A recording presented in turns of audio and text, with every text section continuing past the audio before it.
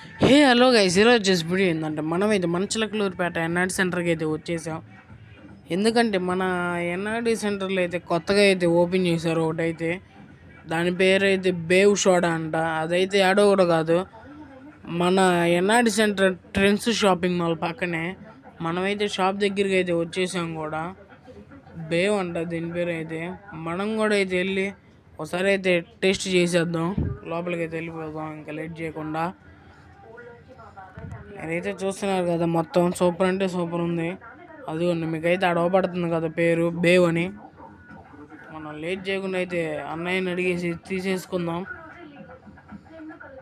మనకైతే ఇచ్చేసాడు కూడా, మనమైతే తాగేస్తున్నాం లేట్ చేయకుండా అయితే.